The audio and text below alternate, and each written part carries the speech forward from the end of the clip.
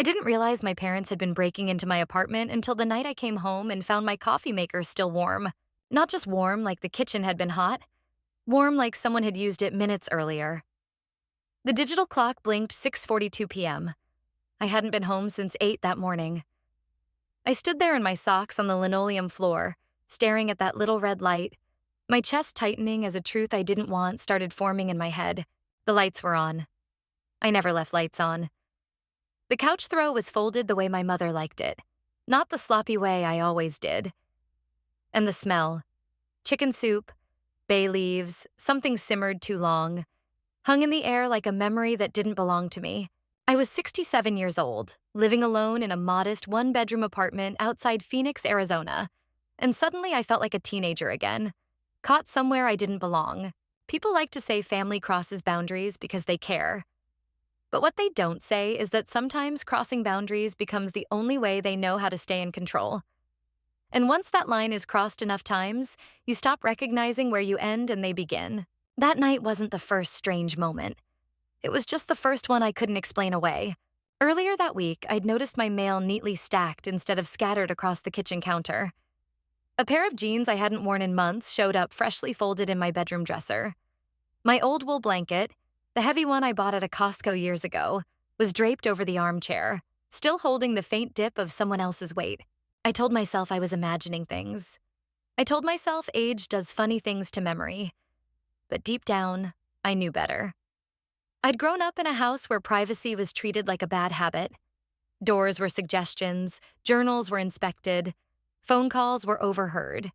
My mother, Margaret, called it concern. My father, Richard, called it keeping the family close. And I was always the one expected to understand. My younger brother, Caleb, never had that problem. His room was off limits. His mistakes were brushed off as boys being boys. Mine were corrected, reviewed, revisited. I learned early that love in our house came with conditions and supervision. So when I retired from my job at a hardware store and finally moved into my own place, I believed I'd earned peace. I bought my own furniture, picked out my own plates, measured my world in square feet that belonged to no one else. The apartment wasn't fancy, about 780 square feet, but it was mine. Or so I thought. The first time my mother let herself in, she acted surprised to see me. "Oh, honey, I didn't know you'd be home already," she said, holding a grocery bag like proof of innocence. My father followed behind her, glancing at the thermostat, the windows, my prescription bottles on the counter. I laughed it off then. That was my mistake. Because once you excuse the first trespass, the next one doesn't feel like a crime. It feels like permission. And standing there in my kitchen that night, listening to the refrigerator hum, I finally understood something I'd avoided my entire life. They weren't visiting. They were managing me. After that night, I stopped trusting the silence in my own home. I'd sit at the small breakfast table, the one I bought at a Walmart clearance sale, and listen. Not for noise, but for absence. The absence of certainty. Every creak in the floorboards felt loaded. Every shifted object asked a question I didn't want to answer. I tried doing what reasonable people do. I called my mother and asked, calmly, if she'd been stopping by. She laughed, light and dismissive, the same laugh she used when I was a kid and caught her reading my letters. "Don't be silly," she said. "If I was there, you'd know." That answer should have settled it. Instead, it made my stomach tighten. I changed my routines. I took different routes home from the grocery store. I started locking my bedroom door, even though no one was supposed to be there but me. I checked my windows before bed, counting the locks like I used to count sheep. Here's the small twist I didn't expect. Part of me felt guilty. Guilty for doubting them. Guilty for wanting something as simple as privacy. In my family, distance was treated like betrayal. Independence sounded ungrateful. And at my age, people assume you should be grateful for any attention at all. That's what made it confusing. On the surface, nothing dramatic was happening. No shouting, no threats, just kindness with fingerprints on it. But I'd lived long enough to know this truth. When something feels wrong quietly, it's usually because it's been wrong for a long time. And beneath all my excuses, one question kept returning, steady and unsettling. If this really was love, why did it feel like I was being watched? The proof didn't arrive all at once. It never does. It came in pieces, small enough to doubt, familiar enough to ignore. A chair pulled out slightly farther than I remembered. The thermostat set 2 degrees higher than I ever kept it. 72 instead of my usual 70. My old leather tool belt, the one I hadn't touched since retirement, suddenly hanging on the back of the hall closet door instead of tucked away in storage. Anyone else might have shrugged it off, but I knew my parents' habits better than I knew my own. These weren't accidents. They were signatures. One Tuesday afternoon, I came home earlier than usual. The sun was still bright over the parking lot, reflecting off the windshields of pickup trucks and sedans baked by the Arizona heat. As I turned the corner toward my building, I saw a familiar beige sedan parked 2 spaces from my door. My mother's car. My heart started pounding so hard I could feel it in my throat. I slowed my steps, listening. The sound of voices drifted through the open window. My mother's voice. Soft, efficient. My father's low hum of agreement. And then the unmistakable sound of my kitchen cabinets opening and closing. I didn't rush in.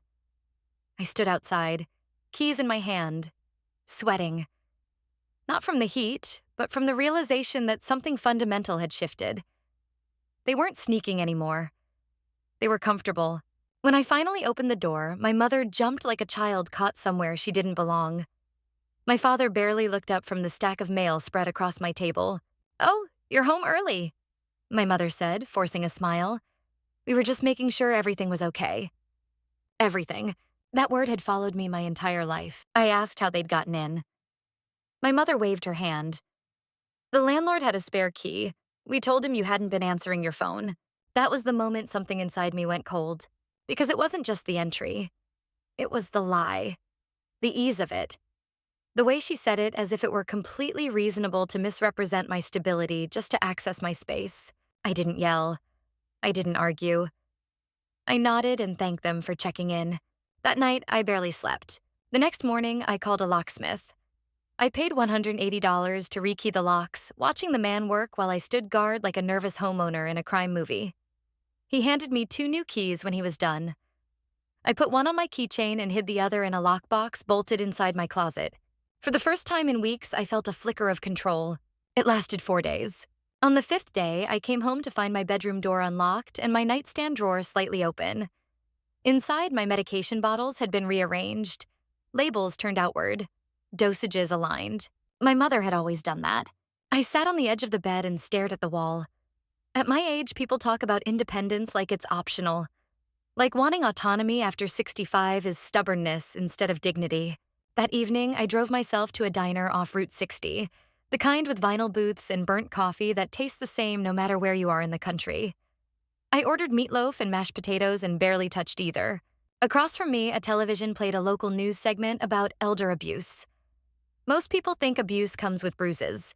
They don't talk enough about control disguised as care. I scheduled an appointment with a counselor the next day. Her office smelled faintly of lavender. A framed photo of the Grand Canyon hung behind her desk. I told her everything, slowly, carefully, like I was still waiting to be told I was overreacting. She listened without interrupting.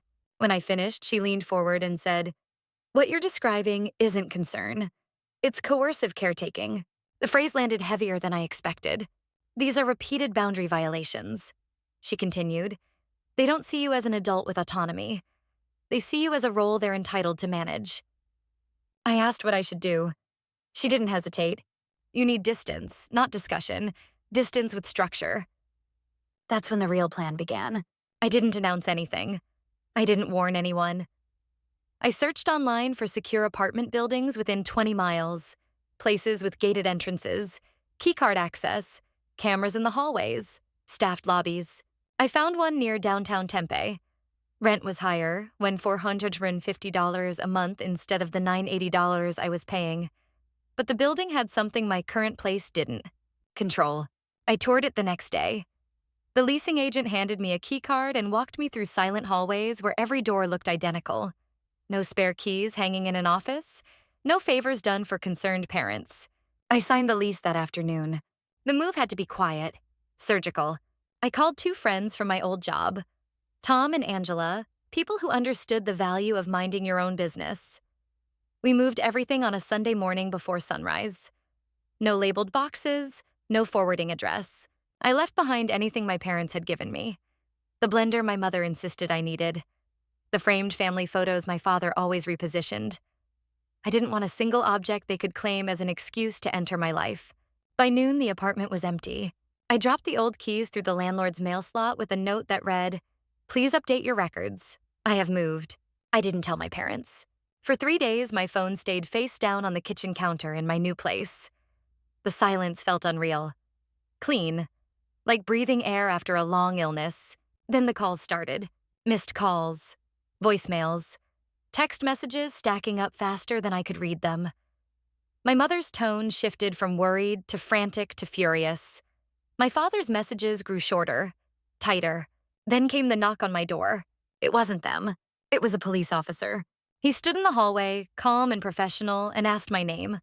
Asked if I was safe. Asked if I'd recently moved. I said yes. He nodded. "Your family reported you missing. They also attempted to enter your former residence earlier today. The current tenants believed it was a break-in." I almost laughed. Instead, I thanked him and agreed to come down to the station. Seeing my parents there, mascara smeared, voices raised, accusations flying, felt surreal. Like watching a play where everyone else still thought the old script applied. The officer listened patiently. Then she turned to them and said something I'd waited my entire life to hear. "She's an adult. She didn't disappear. She relocated." The room went quiet. For the first time, their concern didn't control the narrative. The truth did. Walking out of that police station, I realized something that took me nearly 7 decades to understand. Leaving wasn't abandonment. It wasn't punishment. It wasn't cruelty. It was clarity. For most of my life, I'd been taught that love meant access. That family earned unlimited entry into your thoughts, your home, your decisions. And if you resisted, you were ungrateful, difficult, cold. But real love doesn't require surveillance. Real care doesn't need keys you didn't give. My parents didn't lose me that day. They lost control. And those are two very different things. The moment I stopped explaining myself, stopped defending my right to live quietly, the entire story flipped. What looked like concern became what it always was: entitlement. Today, I still see my family. We meet for coffee. We talk about the weather, the grandkids, the price of gas. But they don't know where I live. They don't touch my things. They don't cross the line. And for the first time in my life, that line holds. If you're watching this and wondering whether you're wrong for wanting space, ask yourself one simple question. If it's love, why does it disappear the moment you say no? Sometimes the bravest thing you can do isn't fighting back. It's walking away and choosing peace.